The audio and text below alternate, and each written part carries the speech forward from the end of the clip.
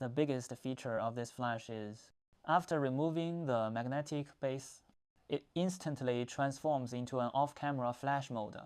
Off-camera flash is quite important when shooting portraits. After plugging it on, it automatically turns into on-camera mode. If you have cameras from multiple brands, now there is this Godox it32 flash. It can solve the problem by using one flash for most camera brands, and it can achieve TTL mode. Because the body of this flash and its hot shoe interface are separate, and the hot shoe interface is essentially a trigger. It can be magnetically attached to it. So if you buy X5 magnetic trigger bases for different brands, you can use this flash on different brands of cameras. Unfortunately, there is no compatible trigger for Ricoh GR3 yet. I tried the Fujifilm interface and it still works on the Ricoh, but it doesn't have a TTL mode. You can only control its exposure manually.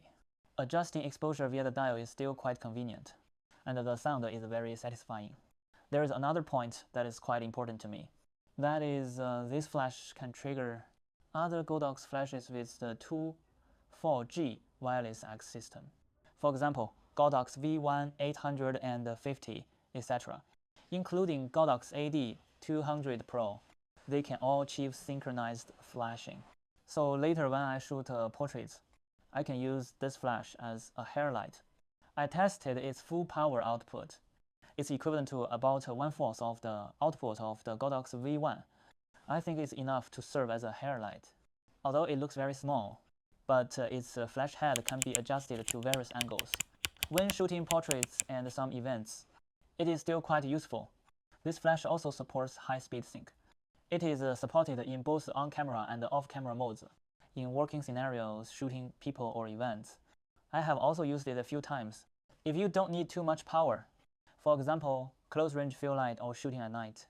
The small size and the reduced weight really made it much easier for me. Speaking of street photography, for me, using it with Ricoh might be just for off-camera flashing. If street shooting with Sony, I might consider it, because Sony lenses are bigger and longer. The last little highlight is, there is a small LED light on the front. You can turn it on in the menu. Its output is decent. It assists with focusing at night.